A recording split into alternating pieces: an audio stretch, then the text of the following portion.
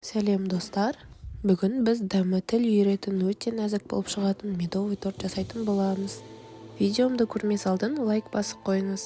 Бізге керек заттар 90 грамм сливочное масло, 3 жұмыртқа, 200 грамм қант, 1,5 чайный ложка сода және 450 грамм ұн, 100 грамм мед керек болады.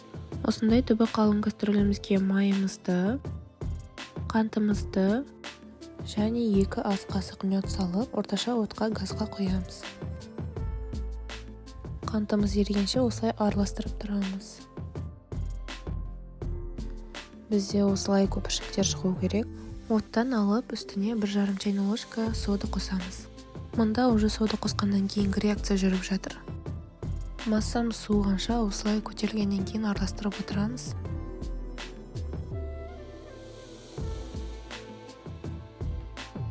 Содан кейін 3 жұмыртқамызды алып, венчикпен араластырып, жақсылап араластырғаннан кейін бір-біріне біріктіреміз.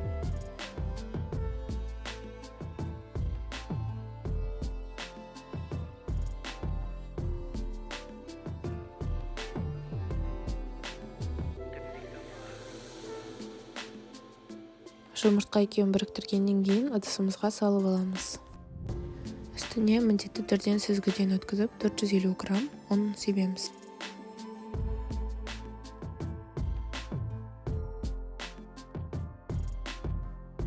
Ішінде комоктар қалып кетпейтіндей лопаткамызбен араластырып аламыз.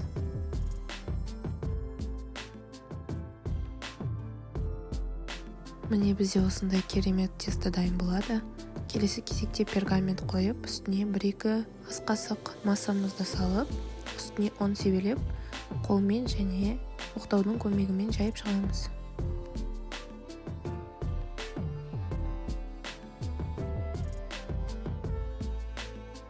Қатты жұқа етіп жаймаймыз.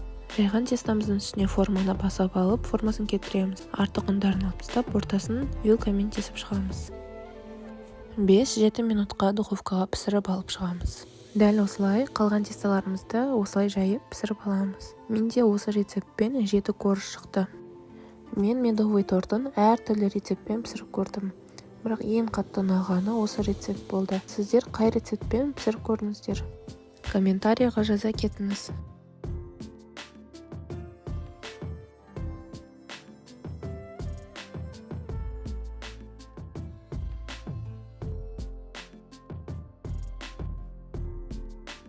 Корждарымыз пісіп жатырғанда кремін жасай береміз. 600 грамм қаймағымызды салып, үстіне 7-8 ас қасық сахарная пудрамызды салып, венчикпен жақсылап араластырып аламыз. Кремімізді араластырып алғаннан кейін дәмін көріңіз. Қант аз болса қосуға болады. Пісіп шыққан корждарымыздың артықтарын осылай бір ыдысқа салып алып, үгітіп аламыз. Ол біздің тортымызды сәндеуге керек болады.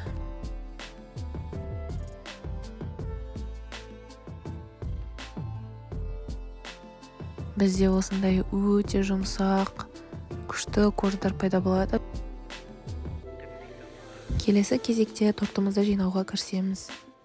Коржымызды қойып, оның үстіне 1-2 ас қасық кремімізді салып, тортымызды жинаймыз. Мен торттың түзу жиналу үшін осындай кольцо қоямын.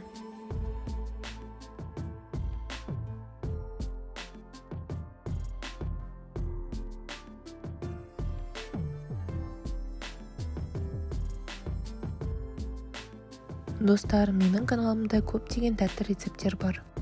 Алдыңғы видеода мен өте жұмсақ, оңай жасалатын венский вафли рецептімен бөліскен болатынмын. Ол видеоны жоғарыдағы сілтемені басу арқылы көре аласыздар. Тортымызды жинап болған соң кольцоны ақырындап аламыз. Және сыртын тегістеп шығамыз.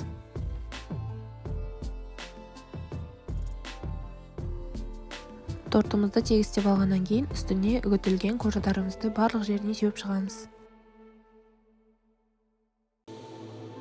Дәл осы торт 1,5 килограмм шықты. Тортымыз дайын болғаннан кейін 3-4 сағатқа холодильникқа қоямыз. Осындай керемет торттың жасалу жолын іздеп жүрген достарыңыз болса, осы видеомен бөліс. Менің каналымда көптеген тәтті рецепттер шығып отырады. Каналыма тіркеліп, жаңа видеолардан құр қалмас үшін қоңырауды басып қой. барлықтарыңызға ас болсын.